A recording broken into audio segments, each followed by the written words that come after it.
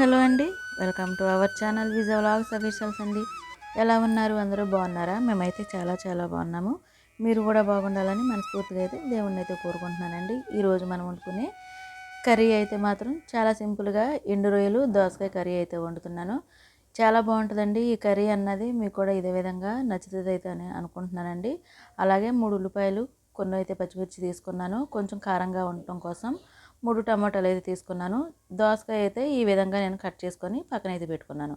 అలాగే ఎండు రొయ్యలను కూడా కడిగేసి నీట్గా తలా తోక తీసేసుకొని పక్కనైతే పెట్టేసుకున్నానండి. అలాగే స్టవ్ వెలిగించుకొని కడాయి పెట్టుకొని ఆయిల్ అయితే వేడి చేసుకోవాలి. ఆయిల్ వేడైన తర్వాత ఎండు రొయ్యలని లైట్గా అయితే మనం ఫ్రై తీసుకొని పక్కనైతే పెట్టుకోవాలండి. ఈ కర్రీ చాలా బాగుంటుందండి. మీకు నచ్చితే కనుక ఒకసారి చూడండి, ఇంట్లో వండుకొని ఒకసారి ట్రై చేసి చూడండి. చాలా చాలా బాగుంటుంది. అలాగే రొయ్యలు కూడా వేగిపోయాయండి. మేమైతే పెద్ద రొయ్య అయితే తీసుకున్నాను. అవి మాత్రం వేపుకొని నేను పక్కనైతే పెట్టేసుకున్నానండి. ఇదైతే నేను అమ్మ వాళ్ళ ఇంటికి అయితే వచ్చానండి. అక్కడైతే చేస్తున్నాను వీడియో అన్నది. మళ్ళీ వీడియో లాగకూడదు కదా అని చెప్పేసి ఇలాగైతే నేను రెసిపీస్ అయితే తీసి పక్కన పెట్టుకుంటున్నాను. అలాగే చూసారు కదా, అదే కళాయిలోని ఆయిల్ కూడా అదే ఆయిల్లోని మనం ఉల్లిపాయలు పచ్చిమిర్చి కూడా వేసుకొని ఇలాగా మనకి బ్రౌన్ కలర్ వచ్చే వరకు వేపుకోవాలండి. ఈ కర్రీలోకి కొంచెం పచ్చిమిర్చి ఎక్కువ ఉంటే బాగుంటుంది, స్పైసీగా. అలాగే కొంచెం సాల్ట్ కూడా వేసుకొని మనం వేపుకుంటే కనుక ఉల్లిపాయలు త్వరగా కూడా మనకి మగ్గుతాయండి. చూసారు కదండి, ఈ విధంగానైతే మనకి ఉల్లిపాయలు చక్కగా మగ్గిపోయాయి. మగ్గిపోయిన తర్వాత టమోటాలు కూడా వేసుకొని ఒక 5 నిమిషాలు అయితే మనం సిమ్లో పెట్టేసుకొని వదిలేసుకోవాలండి. టమాటాలు కూడా మెత్తగా బాగా పేస్ట్ అయ్యేలాగుంటే ఈ కర్రీకి ఇంకా టేస్ట్ అన్నది యాడ్ అవుతుంది.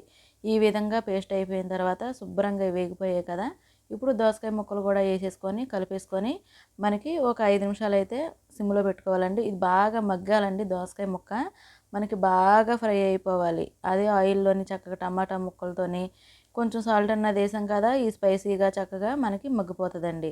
ఇలా బాగా మగ్గిపోయిన తర్వాత ఎండు రొయ్యలను కూడా వేసేసుకొని మనం కలిపేసుకోవాలి. ఇందులోని ఎండు రొయ్యలు వేపేటప్పుడు మనం ఒక చిటికెడు పసుపు కూడా వేసుకుంటే నీచు వాసన అన్నది లేకుండా పోతుందండి.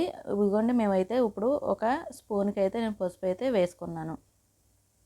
ఇలా వేసుకొని వేపుకుంటే ఏంటంటే ఎండు రొయ్యలకి ఉన్నటువంటి నీచు వాసన అన్నది లేకోకుండా చక్కగా ఆయిల్లోనైతే మగ్గుతుందండి. మనకి 10 నిమిషాలు అయిన తర్వాత చూసారు కదా, ఈ విధంగానైతే మనకి మగ్గింది. చాలా బాగుంటుందండి కర్రీ కూడా. ఇప్పుడు ఈ దోసకాయ కూర అన్నట్టు కూడా మనకి అనుమానం లేకోకుండా కర్రీ అన్నది మనకి రెడీ అయిపోద్దండి. ముందు మనకి ఏగేటప్పుడు ఉప్పు అయితే వేసుకున్నాం కదండి, మనకి ఇప్పుడు ఉప్పు కారం వేసుకునేటప్పుడు కూడా తగినంత సాల్ట్ అయితే వేసుకున్నాను. స్పైసీకి నేను మిరపకాయలు ఎక్కువ తీసుకున్నాను కదా, ఇప్పుడు ఆ టేబుల్ స్పూన్లో సగం నేను కారం అయితే తీసుకున్నానండి. తీసుకొని ఇలాగైతే ఒకసారి కలిపేసుకొని ఒక గ్లాస్ వాటర్ అయితే వేసుకున్నానండి. ఎక్కువగా కూడా మనకి వాటర్ ఎక్కువ పట్టవు.